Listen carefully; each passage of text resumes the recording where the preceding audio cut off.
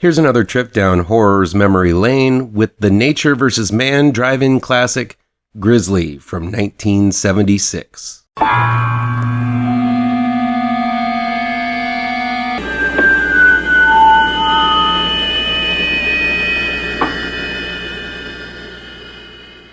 Welcome back to ML Miller Frights. I'm ML Miller. Before we begin, please do me a favor and punch that like button down below.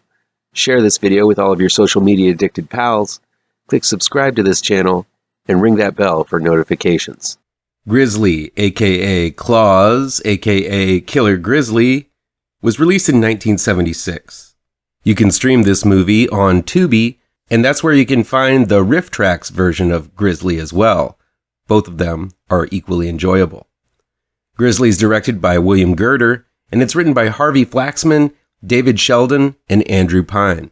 Guess the movie. A predator makes its way to a well-populated area. A lawman tries to shut down said populated area, but the leaders of the community don't want to lose money, giving the predator the perfect opportunity to sink its teeth into unsuspecting human prey. A trio of men set out to take on the beast in an ultimate battle of man versus nature. If you guessed Jaws, you're wrong, boo-boo. It's GRIZZLY. But the folks who made this one certainly have seen Spielberg's classic a few times, because this is basically Jaws with claws on its paws. Directed by William Girdler, who directed Day of the Animals, Sheba Baby, and 3 on a Meat Hook, GRIZZLY surely is a ripoff, but a pretty fun ripoff, mainly due to some charismatic acting from Christopher George, from Pieces, Day of the Animals, Enter the Ninja, and Mortuary, playing the Roy Scheider role, and Richard Jekyll from The Dirty Dozen, Airplane 2, and Day of the Animals, doing his best Richard Dreyfuss. The majority of the budget seems to have gone toward the National Philharmonic Orchestra of London, who slum it here to provide a pretty fantastic score to a less than fantastic movie. Treading in the wake of Jaws, the film proved to be a successful ripoff, and it was even adapted into a prose novel at the time. The film starts off with the mauling of a pair of scantily clad women, one of whom looks a whole hell of a lot like Penelope Cruz, in a sequence that is actually pretty gory for its time, with a lopped-off arm and a few slashes from what looks to be a man's arm covered in fur with a bear claw on the end. Instead of the usual dun-dun, dun-dun cellos from Jaws, each attack is prefaced with the bear's POV, accompanied by some heavy bear breathing.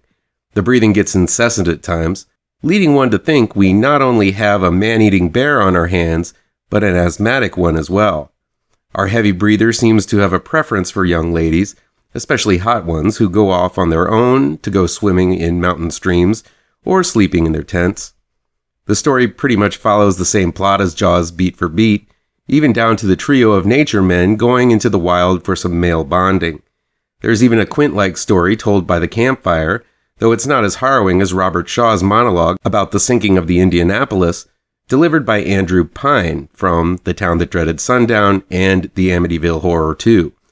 As with Jaws, there's also a park commissioner who doesn't want the killings to close the park, beer-swilling weekend hunters, nosy reporters, and moronic tourists, despite our trio of heroes' attempts to close the area and hunt the beast themselves. The main problem with the film is that once the bear is seen, it's really not that scary looking. So whenever the camera pulls back to see the real bear, it just sort of looks like it's doing tricks taught to him by a trainer, mainly because that's exactly what's going on. To top it off, the bear awkwardly walks on its hind legs most of the time, which looks more goofy and awkward than scary. Director Girdler does a much better job with the tighter shots earlier in the film, amping the intensity level with quick cuts and bloody effects. I do have to give them credit, though, for using an actual bear. I hope they treated it well on the set. A little research showed me that comic book artist Neil Adams did the sweet art for the poster with a bear looming over a distressed damsel. Digging a bit deeper, I found that the sequel of the film was shot in Hungary called GRIZZLY 2, The Predator, starring George Clooney, Charlie Sheen, Louise Fletcher, John Rhys-Davies, and Laura Dern. Apparently, additional scenes were filmed in which the bear attacks a concert, and it was to be renamed Predator the Concert. Recently, I had a chance to see an unreleased work print of that sequel. Though the unfinished print turned out to be pretty hokey, it does make use of the limited budget by keeping the bear off screen most of the time, letting actors like Louise Fletcher, and especially the scene-chewing John Rhys-Davies in full Davy Crockett garb, go nuts in their roles. The most publicized roles of Sheen, Clooney, and Dern are mere cameos as a trio of campers who quickly end up occupants of the bear's lower intestine. The bear in the sequel is twice the size of the one in GRIZZLY and doubly less believable. Bigger is definitely not better when the budget is this low. GRIZZLY is far inferior to Jaws, but there are some nice scenes of gore, like some lopped-off appendages, a horse head, arms falling about, and even a legless kid, and a few scenes that are cut effectively to make for some chilling moments, such as the famous tent scene. The ending is ludicrous, with the bear burying one man for some reason, then just killing him, and the way the bear is taken out in the final minutes caused me to laugh out loud more than shiver.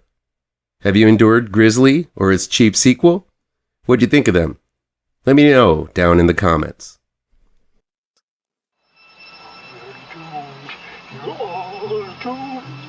You're doomed to live the life you're meant to be, stuck inside your reality. You're doomed. Oh, you're doomed.